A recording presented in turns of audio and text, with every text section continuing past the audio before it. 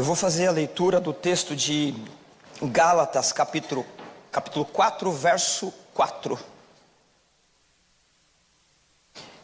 Sempre é bom lembrar que eu prefiro sempre tomar um texto para fazer uma exposição do texto, né? É a maneira mais adequada de nós ir crescendo no conhecimento do Senhor. Mas nesse mês aqui, nós estamos fazendo um panorama sobre a pessoa de Jesus, justamente pelas festividades natalinas, né? Então nós trabalhamos aqui desde o primeiro domingo, tentando construir, a partir das Escrituras, esse colorido desse retrato do Senhor nas Escrituras. Então nós trabalhamos aqui no primeiro momento as questões acerca do Antigo Testamento. No Antigo Testamento, Jesus ele é uma promessa. No Novo Testamento, Jesus ele é a encarnação, o cumprimento da promessa. A partir daí nós estamos trabalhando algumas questões que a igreja teve que enfrentar no decorrer da sua existência, dos séculos, não é? Então, no primeiro momento apareceu lá um homem chamado Justino, que ele explicou como o desejo do conhecimento do Senhor está em todo ser humano. Então ele alinha, né, a filosofia, esse desejo do conhecimento com a religião. Inclusive ele vai dizer o que tem a ver Atenas, a filosofia, com Jerusalém, né, a questão da religião. E ele diz que esse desejo do conhecimento nada mais é do que a semente divina no coração de cada um. Nós discutimos aqui, né? Ele chama isso de logos espermáticos, ou seja, a semente do divino dentro de cada um. Nós trabalhamos também as questões que a igreja teve que enfrentar a partir do segundo século sobre a exclusividade, a extraordinariedade das duas naturezas de uma única pessoa. Jesus é uma única pessoa, mas ele é verdadeiramente Deus e verdadeiramente homem, não é? Então nós trabalhamos aí algumas questões dessa união das duas naturezas, sem que uma implique na outra. O homem, o ser humano Jesus, que nasceu do ventre de Maria, ele não se valeu das suas prerrogativas divinas para viver, ele viveu como homem, ao mesmo tempo que ele é Deus, não é? Então essas duas naturezas numa única pessoa. Trabalhamos em seguida também as questões dos monastérios, né? Os anacoretas, aqueles que saíram da cidade e fundaram os monastérios, entendendo ou tentando explicar que o pecado era por conta de osmose, se peca por conta que está convivendo com o pecado. Mas a questão ela não é bem assim. Tanto nos monastérios teve as suas relevâncias, né, como preservação de texto, mas o pecado não se resolve no isolamento. Trabalhamos também questões aí sobre como necessitou uma reforma dos monastérios e também a questão da reforma. O justo viverá pela fé. Eu quero trabalhar nessa manhã, a partir do texto de Gálatas 4:4, o momento da encarnação, né? O que chama aqui o texto de a plenitude do tempo.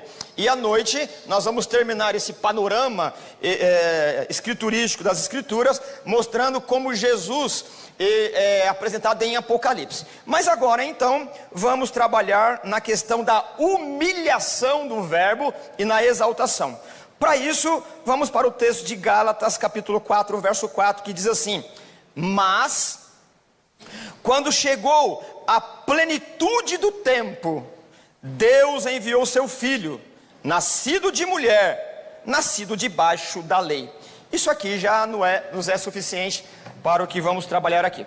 Muito bem, só umas questões de considerações gramaticais aqui. Quando você toma esse texto aqui, né? Ela tem uma adversativa, o texto vem trabalhando alguma questão, ele diz assim, mas, porém, contudo, quando isso aconteceu, e essa palavrinha aí, plenitude, ela nos traz uma ideia de completude, né? Ela traz uma ideia de tempo exato.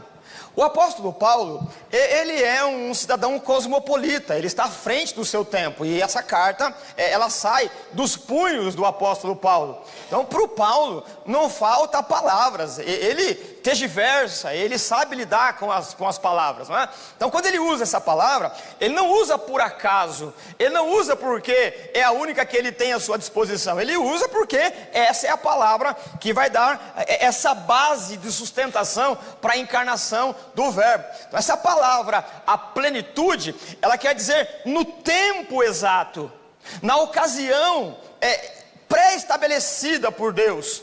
O nascimento de Jesus não foi um caso fortuito, não foi um acaso, não foi alguma coisa que aconteceu porque em algum momento deveria acontecer. Não é assim que Paulo está trabalhando. O apóstolo Paulo, através de tudo que já havia ocorrido, né, desde a queda do homem em Gênesis 3, o apóstolo Paulo vem trabalhando nessa carta aos Gálatas, explicando como Deus foi conduzindo cada evento, como Deus foi dirigindo de forma soberana. As coisas não foram acontecendo como um amontoado de evento ao acaso. Deus foi pavimentando, Deus foi construindo, Deus foi levantando pessoas, até que na plenitude do tempo, no tempo exato, e o texto diz que esse tempo exato, o verbo se fez carne. O Filho de Deus, destacando aí, né, exaltando a tua divindade, a tua eternidade, ele se fez homem, aquilo que já trabalhamos na questão das duas naturezas. E interessante que quando nós vamos trabalhar esse texto e olhar o momento exato, estudar o momento em que Jesus nasceu, havia uma convergência cultural, havia uma série de fatos que, se fosse pensado pela mente humana, esse tempo exato, isso que a gente chama de kairós de Deus, o tempo oportuno, o momento adequado, ele não poderia ser conduzido do jeito que foi. Isso só pode ser explicado por conta da mão soberana de Deus, construindo, conduzindo, pavimentando, organizando a história. Como nós já discutimos aqui na EBD hoje pela manhã, a história, ela não está solta. A história não é um mero acaso ou um mero eterno retorno, como se estivesse numa bolha, presos hermeticamente. A história, ela teve um começo e ela caminha para o final. O final é a volta de Jesus Cristo, quando se inaugura a eternidade.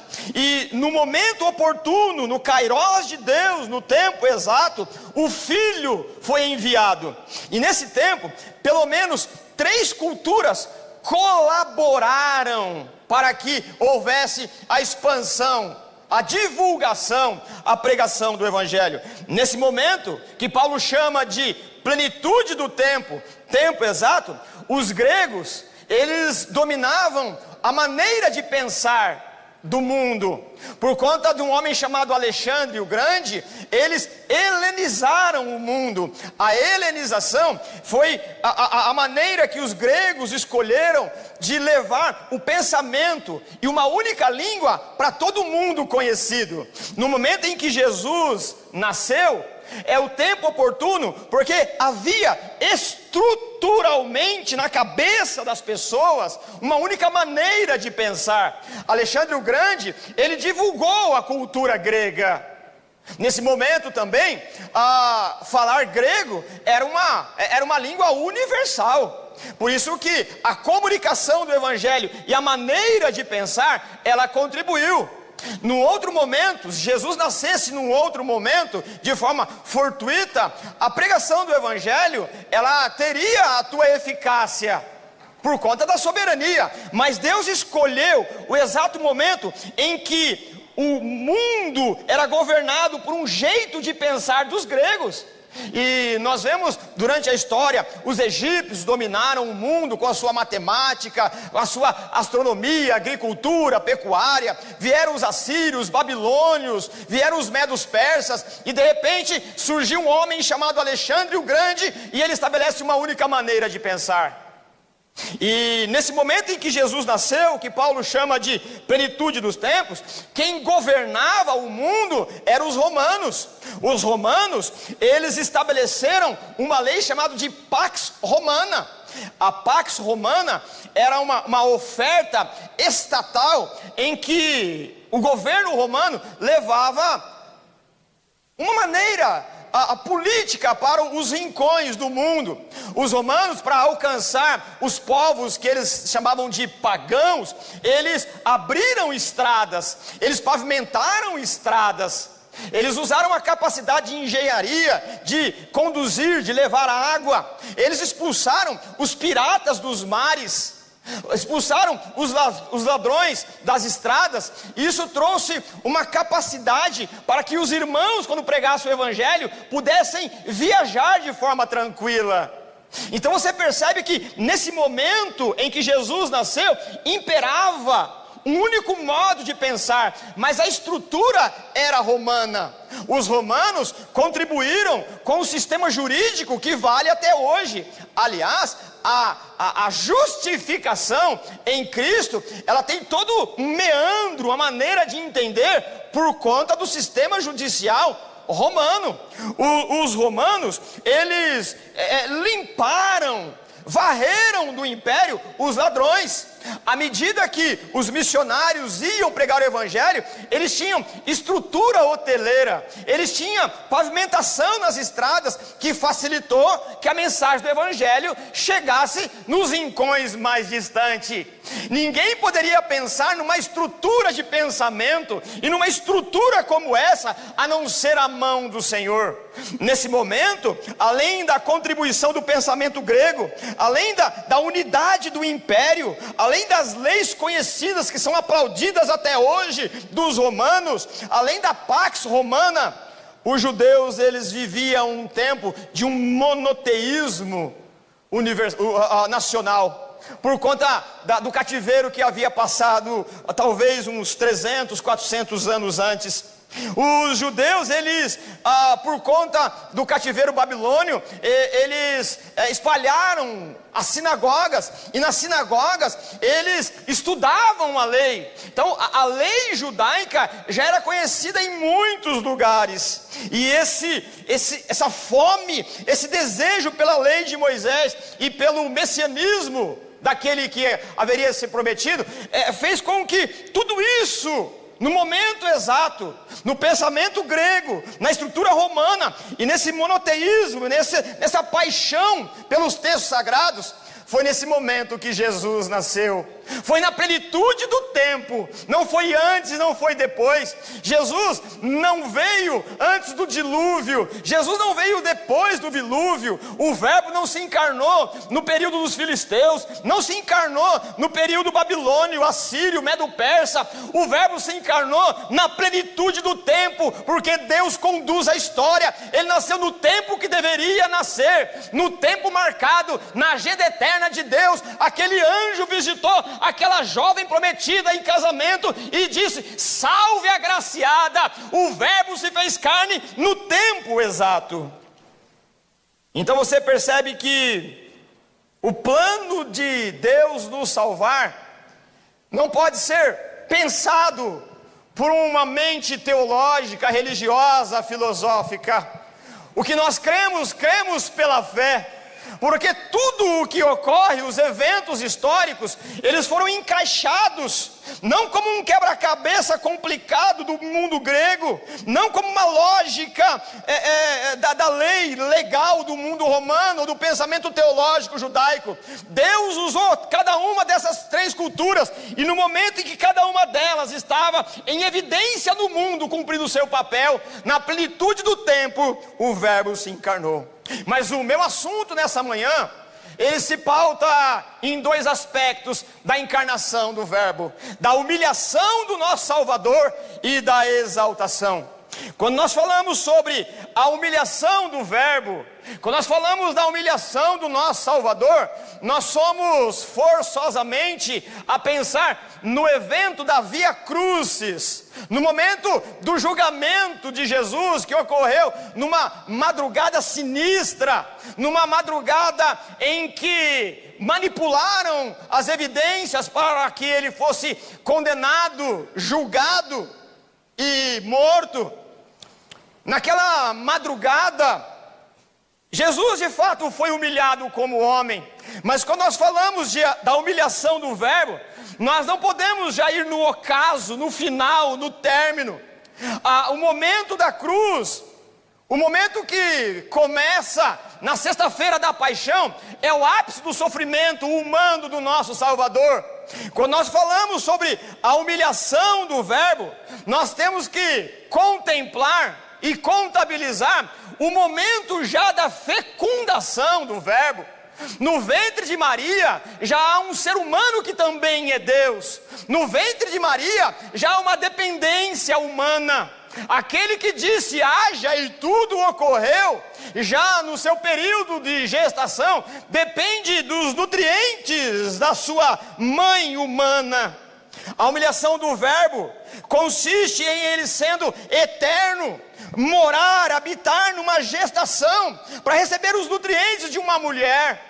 Um absurdo da graça, uma incoerência da lógica, mas é assim que a Bíblia diz. O eterno, ele foi fecundado por obra do Espírito Santo. Aquele que disse haja, aquele que domina as leis do universo, ele nasceu num corpo limitado. Aquele que é juiz de todas as coisas, ele veio para submeter as leis. Foi isso que nós lemos em Gálatas 4:4. Ele nasceu debaixo da lei, sob a lei. E Jesus não veio dar pedalada fiscal como um bom brasileiro. E o bom aí entenda como de forma meio pejorativa. Jesus não veio burlar a lei. É claro que ele enfrentou de forma decisiva e imoral as leis corrompidas, mas as justas leis que governavam o império naquele momento, como um cidadão, ele viveu cada uma delas. Sendo o juiz de todas as coisas, ele se submeteu. Sendo o Senhor de tudo, se sujeitou ao trabalho. Sendo Criador, dependeu da natureza. Sendo autor da vida, ele morreu. Portanto, quando nós falamos em Natal, nós temos que contabilizar o período de humilhação do Verbo. Ele foi humilhado porque nasceu em condição humilde. Ele poderia encarnar-se no palácio romano, mas por escolha divina, preferiu encarnar-se no mundo empobrecido pelas maracutaias e politicagem do mundo daquela época. Ele poderia nascer na corte, ele poderia nascer como um figurão político romano, como um pensador grego, mas como diz Isaías, ele nasceu como um broto tenro, fraco, fragilizado, em terra dura. Se você fosse plantar uma planta, se você fosse cultivar uma planta pequena e frágil, você tomaria o cuidado de plantar numa terra adubada e bem irrigada. Mas Isaías diz que a vida do nosso Senhor foi como, e a mensagem é como um broto tenro que nasceu em terra dura. A possibilidade de dar certo, humanamente falando, é zero. Porque uma planta frágilzinha não nasce, não brota numa terra dura. Mas aquela planta que o Isaías diz em capítulo 53, se tornou o carvalho da justiça. Porque o Evangelho não é um pensamento humano, o Evangelho é o poder de Deus para nos salvar. Portanto, a humilhação de Jesus já começa no seu nascimento. Ele nasceu numa condição de pobreza, num contexto político, social e econômico extremamente hostil. Jesus mesmo falou diversas vezes sobre a necessidade do trabalho. Jesus, ele sendo carpinteiro, ele trabalhou na construção civil. Nós sempre ouvimos falar que Jesus era um marceneiro, mas onde ele vivia, a arte da marcenaria, que aliás nem combina com aquele momento ali, ela foi desenvolvendo. Jesus era marceneiro ou carpinteiro porque trabalhava na construção civil. Perto ali nas adjacências de Belém, o Império Romano construiu uma cidade chamada Cesareia. A cidade de Cesareia era uma cidade construída em homenagem ao César, ao político romano. E Jesus aproveitou a oferta de emprego e trabalhava como um carpinteiro na construção civil. Jesus era homem de dores. Jesus era homem dado ao trabalho, à fadiga, porque ele nunca negou a sua humanidade. Jesus foi em busca do pão de cada dia, mesmo sendo o pão da vida. Portanto, a sua condição de humildade econômica, de viver sob o contexto do tacão romano, do poder romano que governava, do assédio daqueles rudes guardas romanos, da questão política, da questão econômica, do problema familiar, de não poder sustentar-se por conta dos altos tributos. A vida de Jesus em si já é uma humilhação. Ele está sendo humilhado a sua própria vida, porque ele é Deus, mas viveu como homem. Ele se sujeitou aos cuidados maternais de uma camponesa. Nós não conseguimos compreender a não ser pela fé. Imagine Deus, que pelo poder da sua palavra traz à existência a matéria. Do nada, pelo poder do haja da Trindade, tudo ocorre. E agora, esse Deus, frágilzinho, como uma criança, nos braços de uma jovem, dependendo do seu leite materno, para se tornar homem forte para aguentar a lida do trabalho. O nosso Deus veio ao nosso encontro se fazendo homem. Deus, por meio da tua palavra, trouxe o universo à existência. Ele dependeu do cuidado materno, do afago da sua mãe. Ele dependeu do leite da sua mãe para que aquelas substâncias transformassem o seu corpo em músculos, em tendões, para que ele tivesse vigor. Quando nós falamos do Natal, na humilhação do Natal, Deus precisou do cuidado paterno.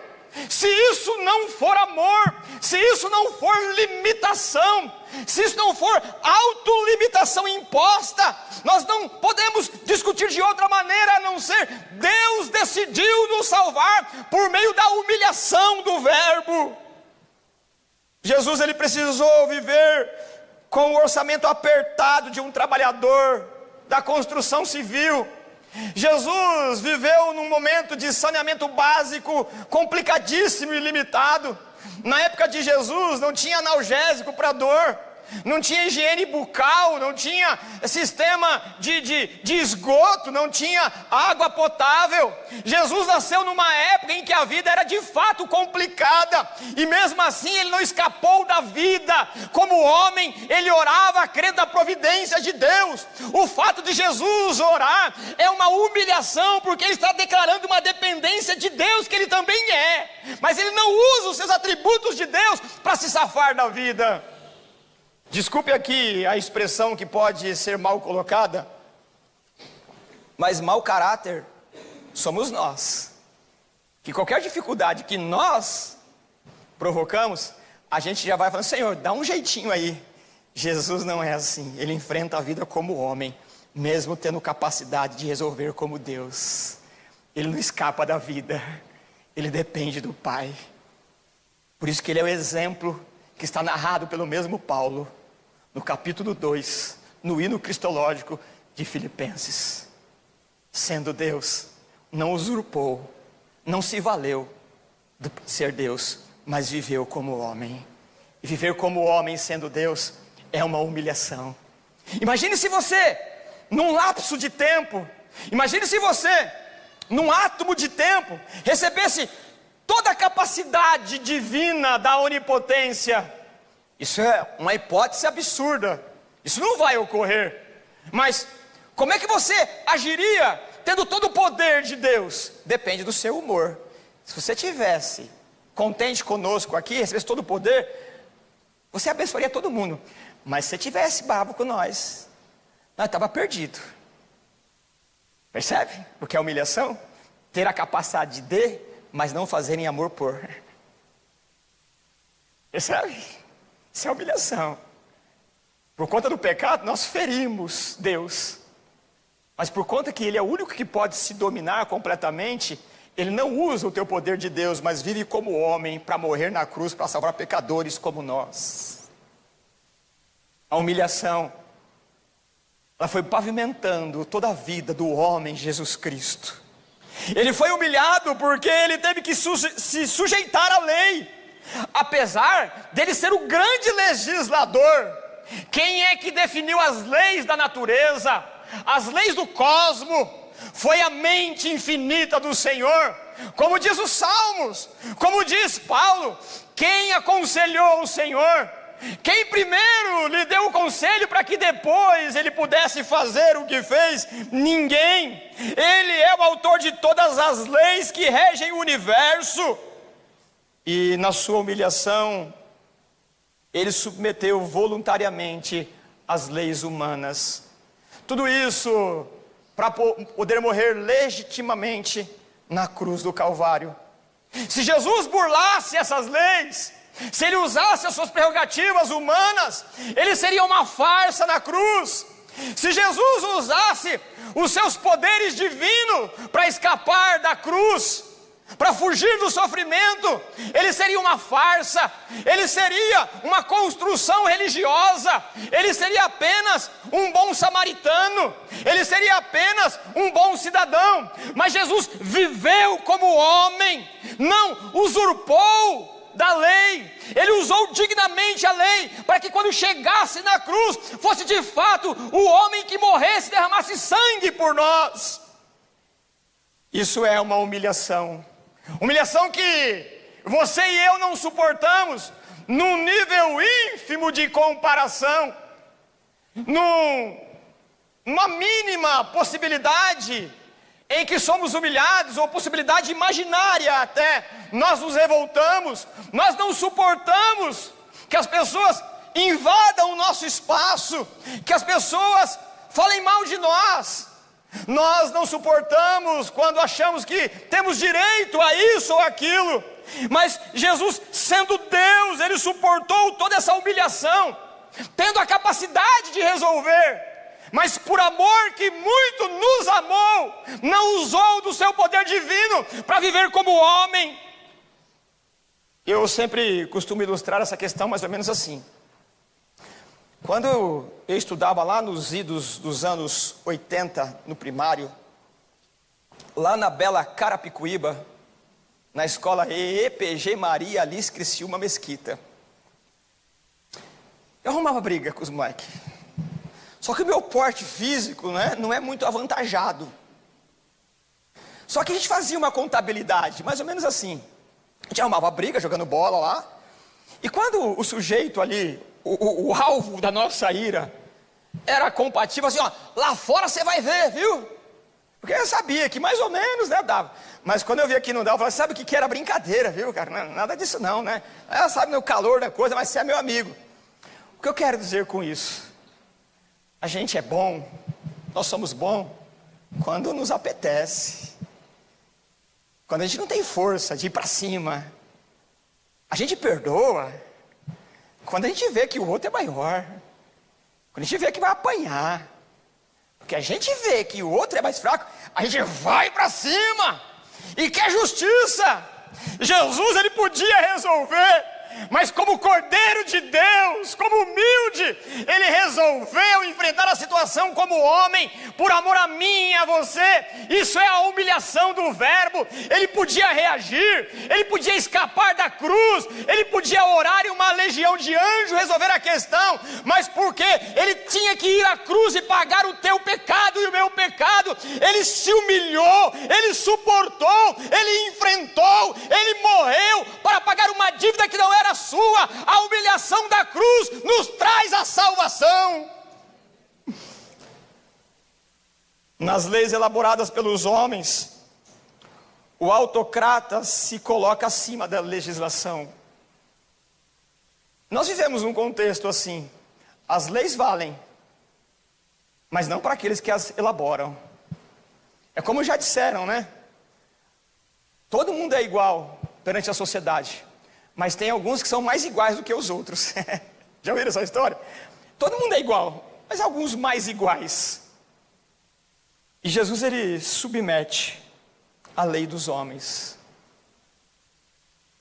Até no tribunal que ajeitaram naquela sexta-feira cruenta, como legislador de todas as coisas, ele sabia que as peças não estavam juridicamente amarradas, que o processo foi todo fabricado de forma tendenciosa, mas mesmo assim ele não considerou a falcatrua jurídica.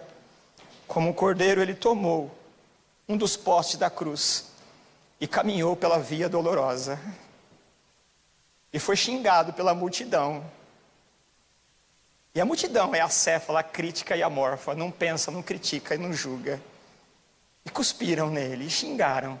Ele se tornou um espetáculo público, até que ele enfrentou os lictores romanos e foi feito como uma carne moída, com aquele chicote que atravessava a sua pele, rasgava os seus músculos e tendões, e chegava ao ponto de atingir os ossos, causando dores lancinantes. Ele poderia escapar da cruz. Quando nós falamos do Natal, nós pensamos nas plumas e paetês, nas bolas dos enfeites coloridos.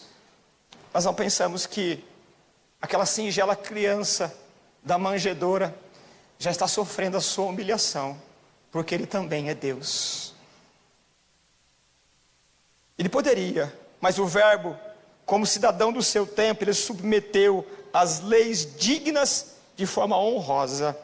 Ele foi humilhado também, além da sua condição humilde de nascimento, sujeição à lei, porque ele suportou a ira de Deus. A ira de Deus foi depositada, lançada de forma abundante e plena sobre o homem da cruz. A ira de Deus é uma oposição santa e com firmeza judiciosa contra todo o pecado. Dura coisa é cair nas mãos do Deus irado. Dura coisa é nos apresentar diante da santidade de Deus sem o sacrifício da cruz. E Jesus, como homem do seu tempo, enfrentou a ira de Deus. E se você quer saber o quanto Deus odeia o pecado, olhe para a cruz. O que ocorreu com o homem Jesus na cruz é o que Deus pensa sobre o pecado.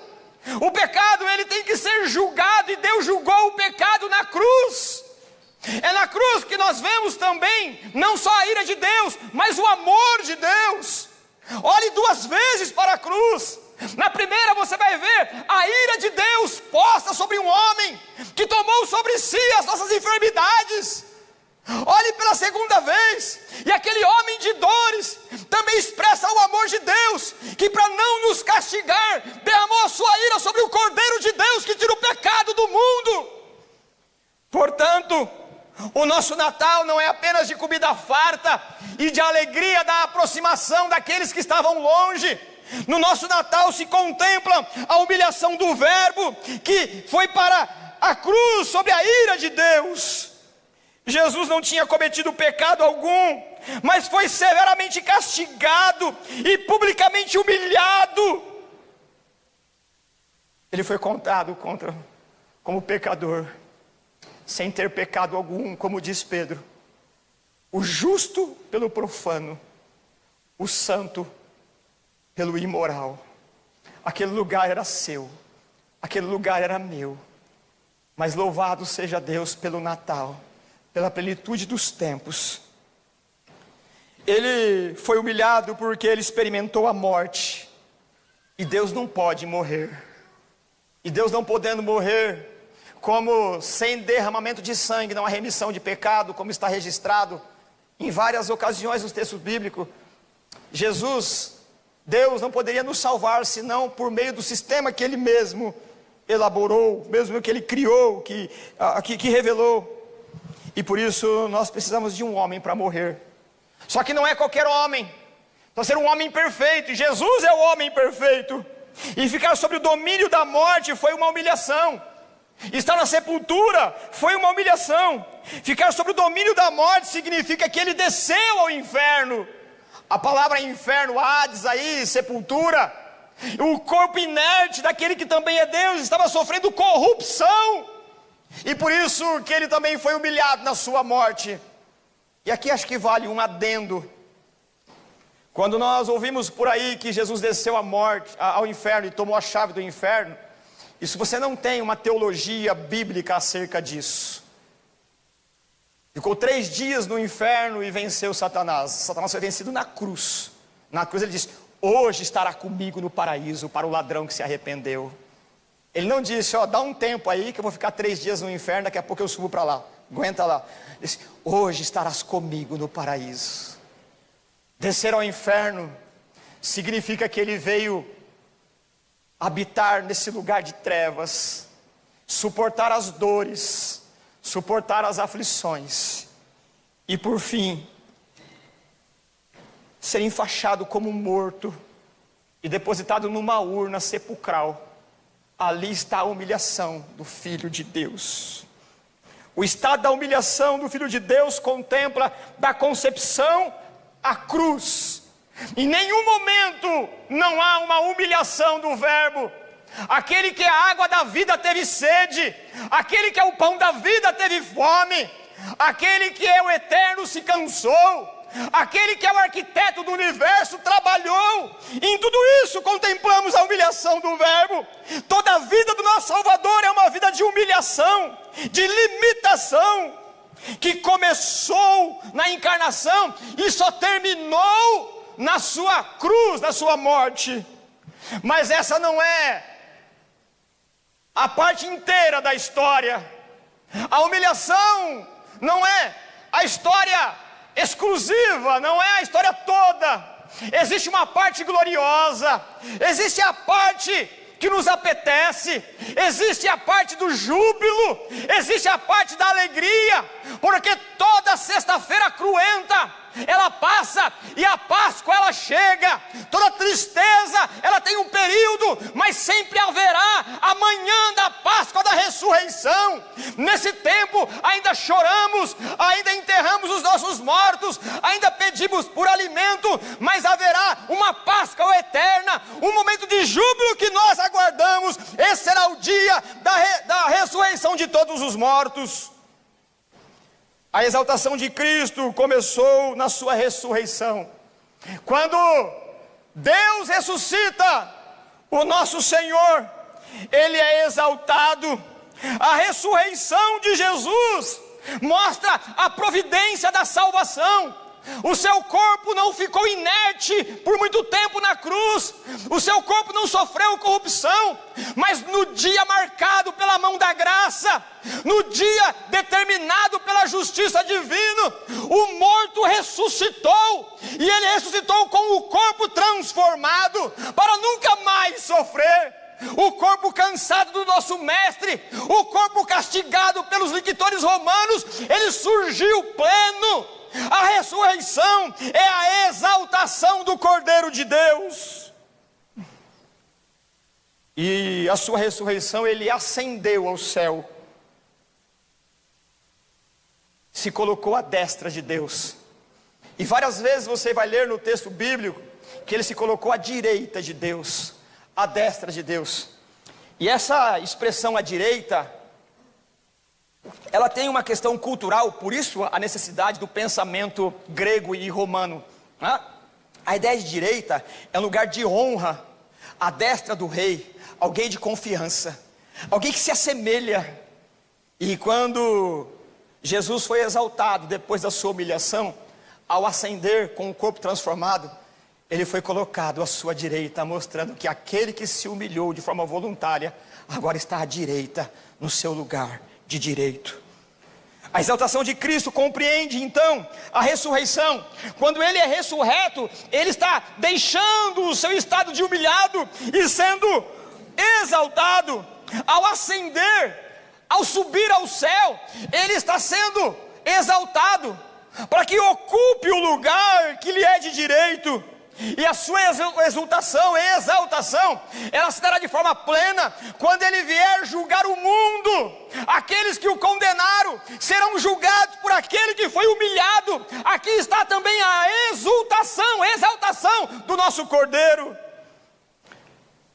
E aí, caminhando para o final, na ressurreição, Ele foi exaltado e a ressurreição é a pedra fundamental da nossa fé. Paulo, ele diz em 1 Coríntios capítulo 15, verso 14: se Cristo não ressuscitou, é inútil a nossa pregação, como também é inútil a nossa fé. Nós não cremos em reencarnação, nós cremos na ressurreição de Jesus. E se Ele ressuscitou, nós também ressuscitaremos. Ressuscitaremos com um corpo transformado, com um corpo que não será mais passivo de dor, de angústia. Nós ressuscitaremos com um corpo em que o tempo não terá mais ação sobre nós. Nós seremos eternos como Ele é. As nossas lágrimas serão todas enxugadas pela mão da graça. A primeira e fundamental constatação do Evangelho é a ressurreição do nosso Cordeiro. Por isso que na nossa fé temos duas celebrações importantes, o Natal e a Páscoa. Entre o Natal e a Páscoa compreende a humilhação. Quando Ele nasceu, na sua fecundação, já começou a humilhação, mas na Páscoa já começou a sua exultação. Ao ascender, ao subir ao céu, Ele também foi exaltado. A ascensão de Jesus foi visível. Basta você ler o livro de Atos. Os discípulos testemunharam aquele que foi humilhado, aquele que foi envergonhado, aquele que foi ridicularizado, ascendendo para ocupar o lugar da destra de Deus. Em Atos capítulo 1, verso 9, você pode ler: ele foi elevado às alturas enquanto eles olhavam, e uma nuvem o encobriu da vista deles. Também na exaltação do Senhor, nós encontramos algumas razões. Após ressuscitar, Jesus ascende ao céu, porque no céu a perfeição é preservada. No céu não há incorruptibilidade. Esse mundo não comporta a santidade de Deus, e ali a santidade de Deus estava plena no seu corpo transformado. O homem agora que encarnou, ele tem um corpo transformado pleno. Ele foi exaltado ao céu porque esse mundo não comporta a santidade do nosso Senhor homem. Por isso que Ele ascendeu. É assim que o Senhor fará conosco. Levará a todos aqueles que são teus, num ato, num abrir e fechar de olhos. Os nossos corpos serão transformados e nos levará para uma dimensão onde não haverá corruptibilidade. Nós viveremos ali exaltados como o Senhor vive exaltado. Sendo sumo sacerdote, é outra razão da ascensão. Ele, depois de ter oferecido o sacrifício, como lemos nos textos bíblicos, ele entrou no santuário divino. Ao subir, ele entrou nas moradas eternas e se assentou em seu lugar, fazendo o papel de sacerdote como era devido.